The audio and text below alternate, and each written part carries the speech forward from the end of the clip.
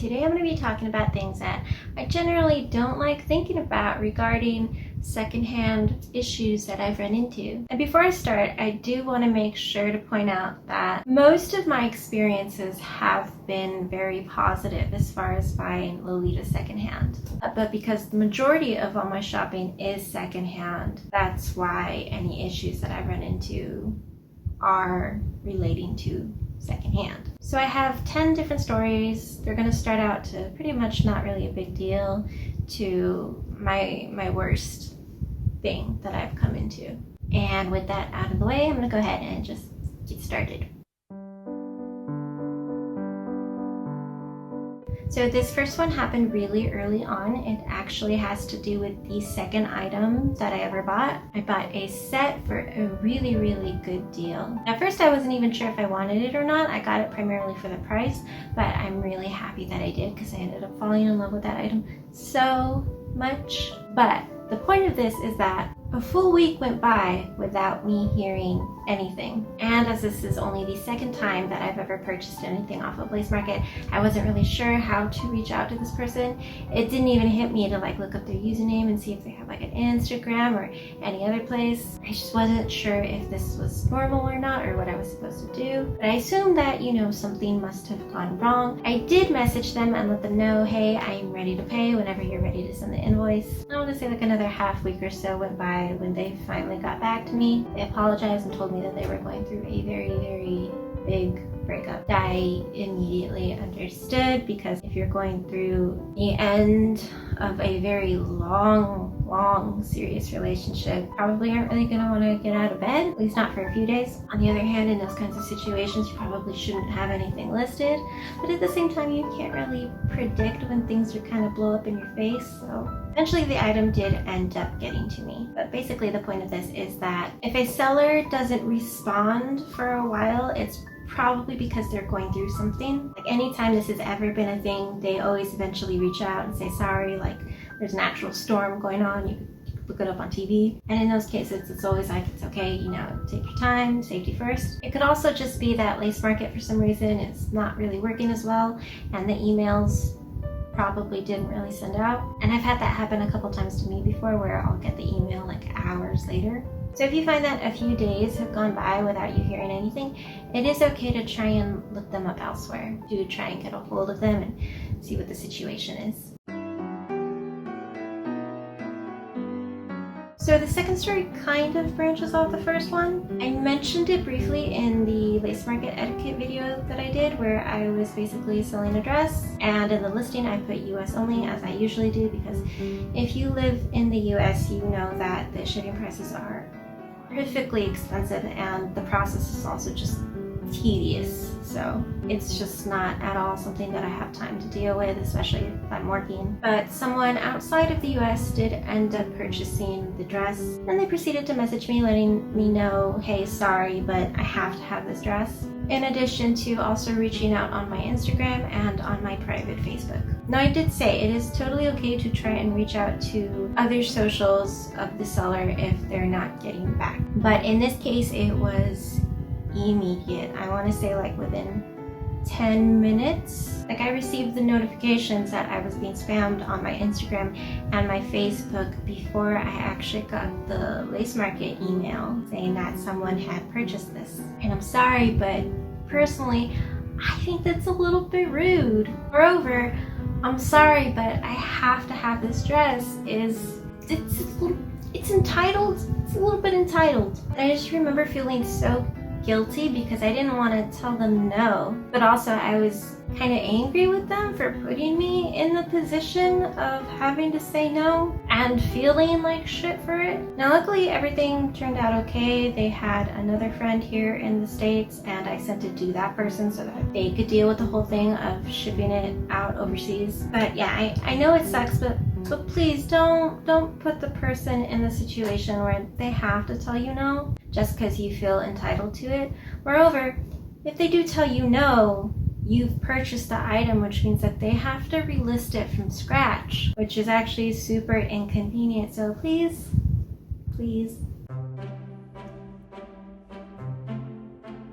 So this one I also mentioned in the etiquette video, where basically I bought an AP bag, got it in the mail, it was wrapped in so much tape, I got a little tiny baby cutter, cut through the top, opened it up, and found that I had cut right through the bag, because the person who had packaged it had put bubble wrap all along the bottom so it pushed the bag upwards, and luckily it was facing down, so I had only cut through the back of the bag, but it still really was painful to see. It was me who did the cutting, so it's my fault in the end, but please look out for how you're packaging your stuff.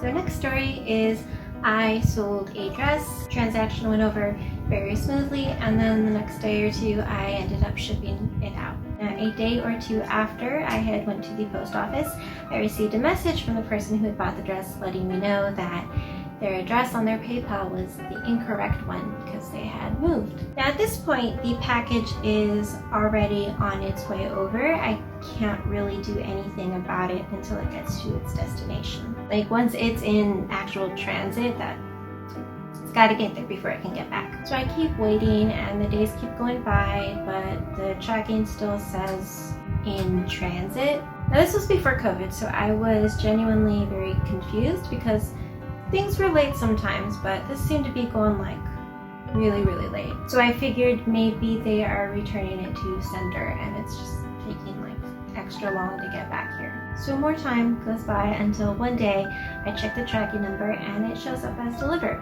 to the old address of the person who purchased the dress. I was very confused and very worried.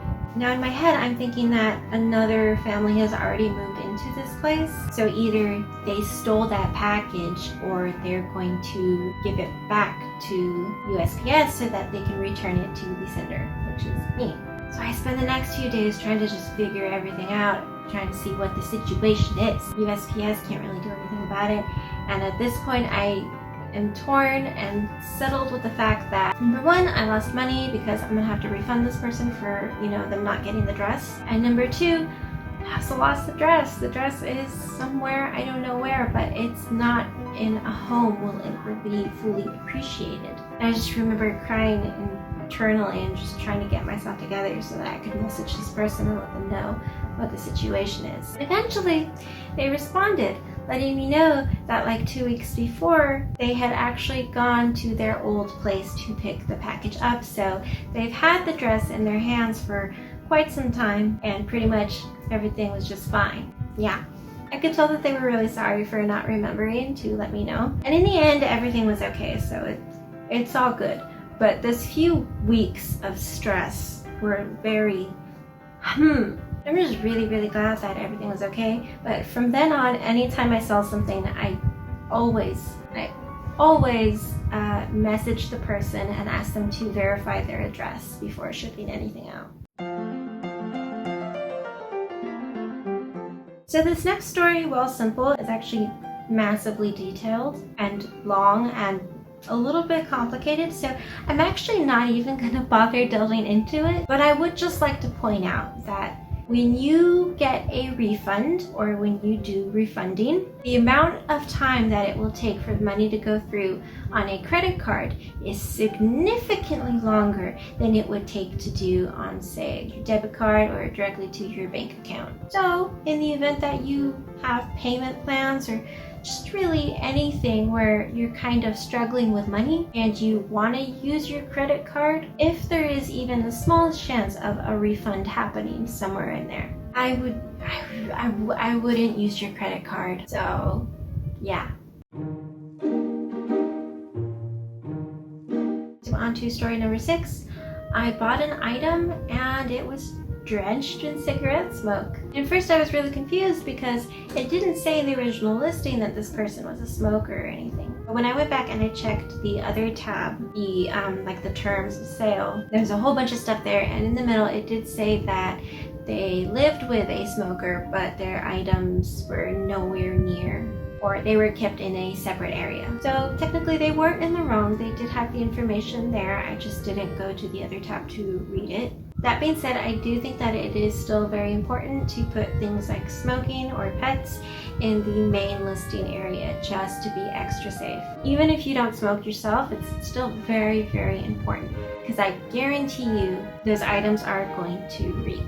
And you probably won't even be able to tell because by this time you've adjusted to the smell of smoke. But for a non-smoker with a very, very sensitive nose, it's going to be a problem. And it's not just limited to cigarette smoke. Like, I used to live with a bunch of dogs, and then when I moved out and I had my own place and I had my wardrobe all set up with my normie clothes because I didn't have any Lolita at this time, I realized that all my stuff smelled like dog. And I didn't realize that when I was living at home because I was just so used to the smell that it didn't even hit me. Another example is a friend that I used to have whose parents would constantly have vanilla candles going. I remember the first time I went to their house, I felt attacked. But by this point, they could barely smell the candles at all, which was why they kept lighting them. So really, it's any smell. But the more potent it is, the more likely it will actually affect fabrics. Cigarette smoke goes through hallways, it goes through doorways. It will inevitably find its way into clothing, into hair, into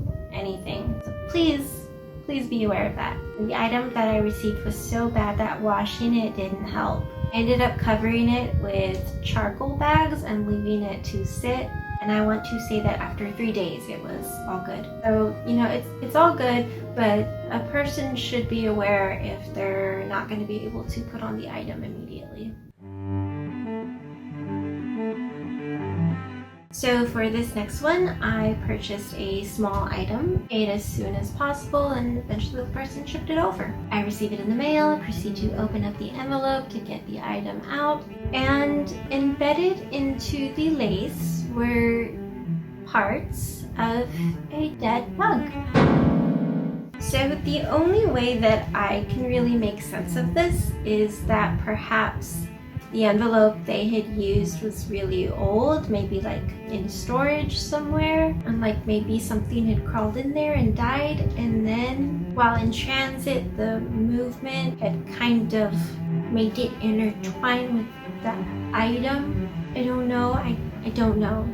I don't really want to think that it came from the item and not the actual packaging. Please check your items and your shipping before you send anything out. So for story number 8, I had actually made a purchase off of Closet Child. I got a small handful of items, one of which was an Alice in the Pirates jacket. And everything else was fine. It was in its, own little cellophane bag. But the jacket, for some reason, smelled rancid. I don't really know how to describe it. It wasn't smoke, it wasn't mold. Sour maybe comes the closest, but not quite. Washing it didn't really work. Washing it with vinegar afterwards didn't really work. And at that point I didn't really know what to do, so I took a spray bottle of it's basically like an enzyme breakdown thingamabob. I had it for my male kitten who was growing into a big boy. He is fixed now, but there's that small stage where they may pee on things like pillows. And in cases like that, items cannot be washed normally. You have to have something that will actually break it down to completely get rid of it because just simple washing won't work. So as a last resort, I just sprayed it all over the jacket. I let it soak it in. I left it sitting out in the sun for a little bit, and I dumped it into the wash, and that actually kind of worked. It is wearable now, so that's pretty great, but it's also pretty horrifying because now I wonder, does that mean that it was actually animal urine all along? While it is totally wearable, I do have it in a separate closet from my Lolita. It has been put through the wash several times, but thinking about it still makes me a little bit nervous. And I think at the end of the day, I'm probably better off not knowing what it was, unless it's gonna make me feel better. So for this one, I had purchased a dress off of Mercari, and I actually did the unboxing of it on camera. So it is the video where I received Star Night Theater. In this video, I do recognize that there are more stains than what was originally listed. And I do say that that is okay. Not really that big of a deal. because when I'm buying items secondhand, I don't expect them to be in perfect condition, especially since they're old. So I take it into the bathroom for a good hand wash, because this one looks like it needs like full-on spot treating, not just one quick run in the wash. And while I'm cleaning it, I'm noticing that the stainage is actually a lot more significant than I originally thought. And then I noticed that on the skirt, it looks like a literal cup of tea had just spilled onto it. So I took the waist ties and I did a color test, and it did seem perfectly safe. The material and the red coloring reminded me very much of Milky Berry, which I've washed several times with zero problems. So then I take the skirt and I put it in the water and I try washing it out, and it comes right out. Like it was as though the original owner had never even tried washing it out. But it's clearing up, so I'm able to notice more things, like how the red parts kind of branch out into dark pinks. And then it hits me that likely it probably was tea or something hot, and that had previously in fact made the print run. And that was definitely not on the listing. So here's the thing, I really don't mind taking in damaged dresses so long as I get them for a good price.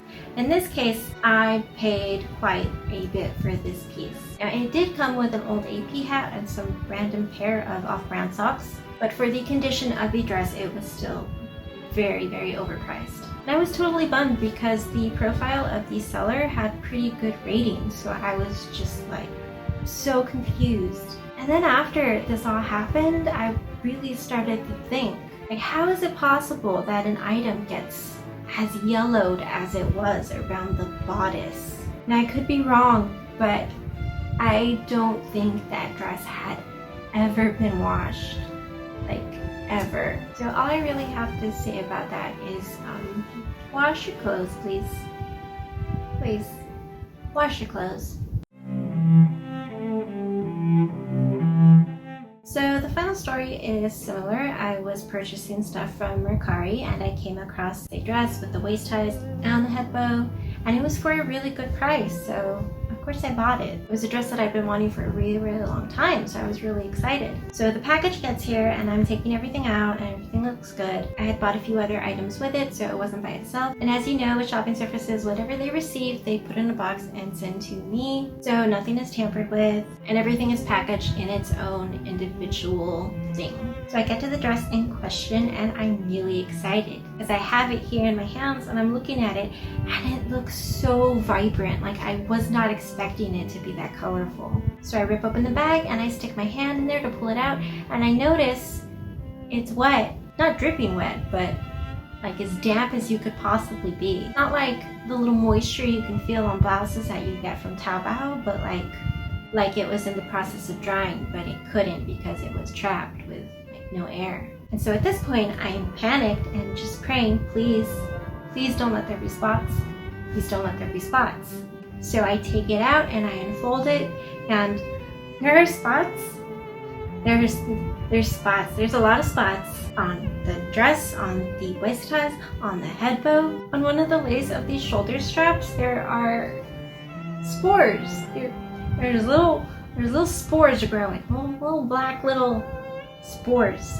So everything comes to a halt. I immediately take it into the bathroom and color test it, although in the end that doesn't really matter because there's mold on this thing. Like it's gonna get washed regardless of whether the print runs or not. I grab a bucket, I fill it up with water, vinegar, hydrogen peroxide, and baking soda, and then I soaked that shit for like an hour, and then I refilled it and I soaked it for another hour. And then I ran it through the wash and I let it air dry, and then the next day I let it sit in Clorox and put it through another wash, and then I left it in the sunlight where the UV rays can come and make sure to destroy all these little molds. And throughout all of this I just kept praying to myself, please do not stain, please don't stain. So I don't know if you know this about mold, but it stains. Like the makeup of mold itself is that as it grows, it literally like embeds itself into the fabric, and discoloration does happen. The only way to really get rid of it is bleach and hot water, and of course you can't use those things on Lolita, so I just used literally everything else that I had. So the mold, it is gone, but it did stain. There are tiny minuscule little dots You cannot tell from far away, but up close you can. It is wearable at least. But what breaks my heart the most is that aside from this, there is nothing else that's wrong with it. There are no stains, there's no snags. The only loose thread that I found was on the head bow. Like, the reason that the seller had listed this item was because they never wore it. Like, it was in such good condition, only to be ruined because the seller had packaged it while it was still wet. So there's that. Actually, before I go, I want to make sure to point out, I do not feel in any way that it was the responsibility of the shopping service to find this. Their job is only to send over the stuff that got sent to them for me. And from the way that it was packaged in there, again, you couldn't see the mold. What I saw in the packaging looked really great. It wasn't until I took it out that I realized there was a problem. So I in no way fault the shopping service for this. This is entirely on the seller. Because everything else in that package was perfectly fine. I had other dresses. They were completely fine. So yeah, please try your items after you wash them.